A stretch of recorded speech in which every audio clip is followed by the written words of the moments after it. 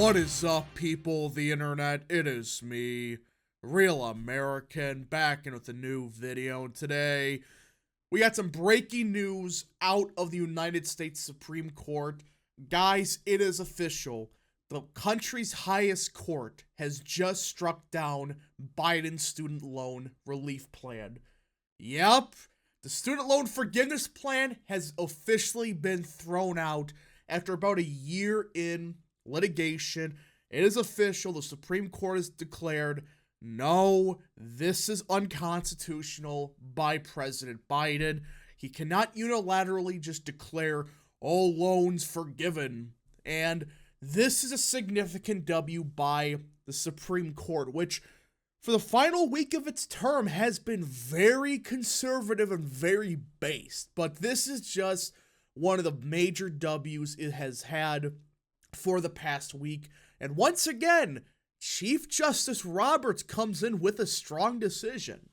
Now, before we continue today's video, I hope you enjoy these type of videos. If you do, smash the like button down below, subscribe, share with your friends, hit that little bell, follow the social media accounts in the description down below. You can find all the links in below, like I just said. And of course, I hope and recommend you join the channel today. Guys, just for $3 a month, you could join Real American, which helps support the daily content and help stay as an independent channel. You want me to stay independent? Well, this is the best way to do it. So I hope and recommend you join the channel today. Alright, everybody. So the Supreme Court on Friday invalidated President Biden's student loan debt relief plan, meaning the long-delayed proposal intended to implement a campaign trail promise will not go into effect. Yes. Yes, yes, yes, yes. The justices divided a 6-3 on ideological lines, ruled in one of two cases that the program was an unlawful exercise of presidential power because it had not been explicitly approved by Congress, which is true. First of all, it doesn't matter what you think about student loan forgiveness or anything. This power just doesn't exist by the president. He cannot just say, oh yes, all these loans are forgiven. Now, this was the argument by Biden's administration. The court rejected the Biden's administration's arguments that the plan was lawful under a 2003 law called the Higher Education Relief Opportunities for Students Act, or HEROES Act.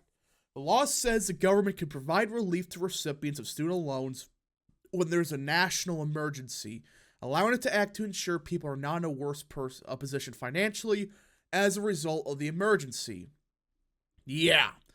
So he is somehow saying, oh, the COVID emergency from 3 years, we can forgive all loans. No. This act wasn't even meant for that. This was just meant for, right when COVID started. Fine. That's a valid argument to pause payment plans. That's one thing. But 2 years after the fact, when most places have opened and 90% of people just moved on, now you're going to say, all these loans are forgiven. Not just for those that picked up a loan the past 2 years. This includes people from like 10 years ago that had these loans. So it doesn't make much sense. It's just meant for like right now with an emergency nationwide. There should be some kind of pause or something like that. Well, Chief Justice Roberts said the HEROES Act language was not specific enough. Writing the court's precedent requires that Congress speak clearly before a department secretary can unilaterally alter large sections of the American economy. The plan, which would have allowed eligible borrowers to cancel up $20,000 in debt, would have cost more than $400 billion. $400 billion.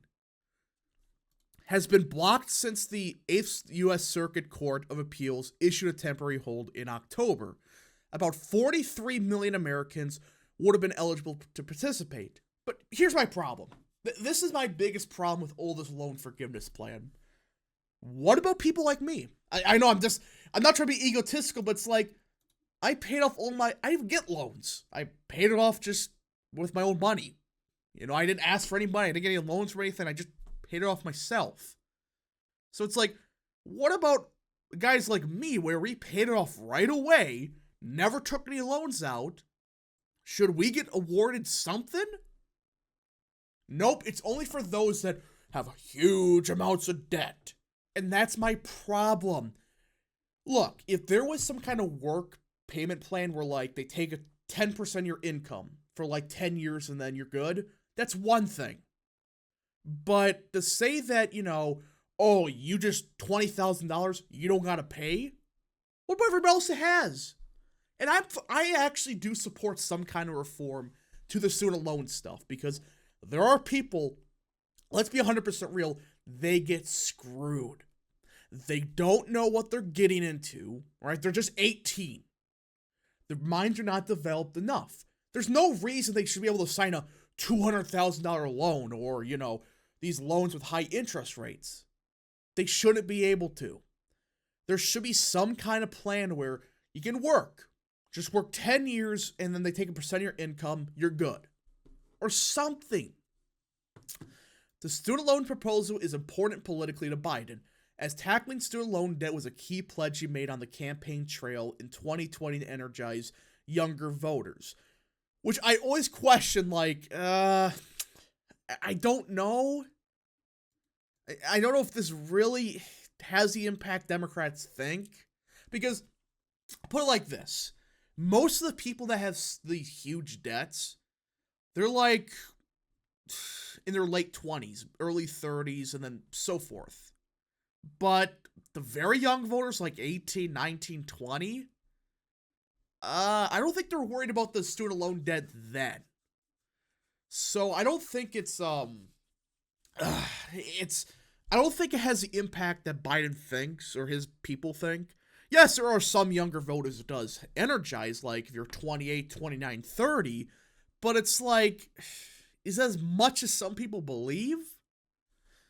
The ruling will immediately put pressure on the Biden administration to find an alternative avenue to forgive student debt that could potentially withstand legal challenges. Advocates, as well as some Democrats in Congress, say the Education Department has broad power to forgive student loan debt under the 1965 Higher Education Act, a different law to the one at issue to the Supreme Court cases. Which, again, no. Just pass a separate law. There could be such a simple compromise that I think everybody could agree upon. For one, just make community college free. It's, at some point, it's like, okay, I do believe community college, tech schools, whatever, they should be free. In my humble opinion. I'm not talking for books or anything like that. I'm talking about for the basic courses, all that.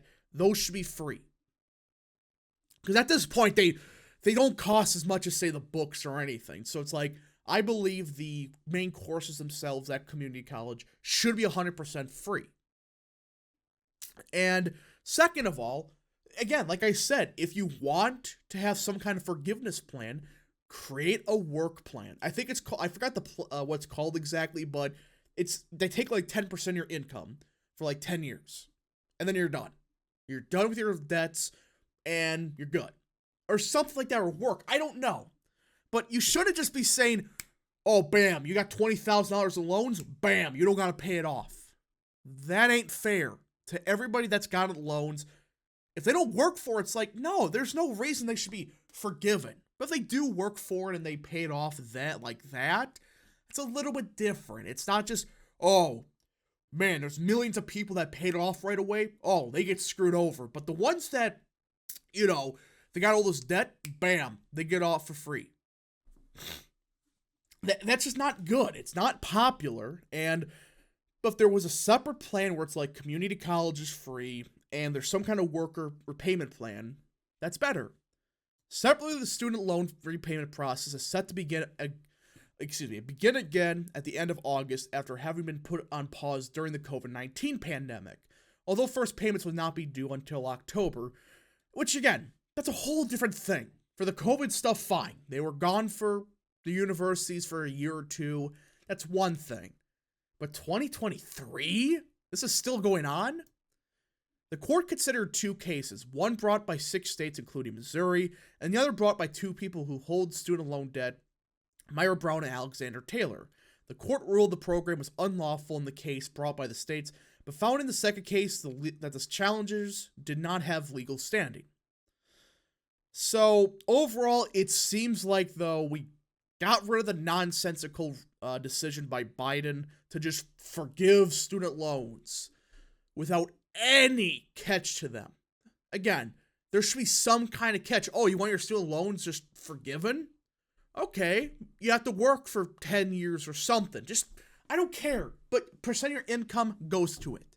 I don't know. I don't know what to do exactly, but it's like, you cannot just say these people get off scot-free. They don't got to pay anything. When millions of people, including myself, didn't even get loans. I mean, I paid it for myself. I paid out of pocket. And it was a good decision on my part, I believe. So I do think, though, the Republicans need to propose some kind of alternative. Tax endowments, something. Because there's no reason that these universities, which again, I'm not being fans of the universities either. These universities, they get billions in endowments. Billions. So much money where it's like, oh, it's totally just, donations by outside sources, but they get to pocket it. That's essentially what it is.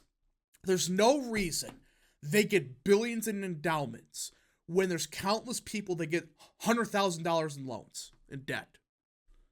No, that should not exist when universities have billions of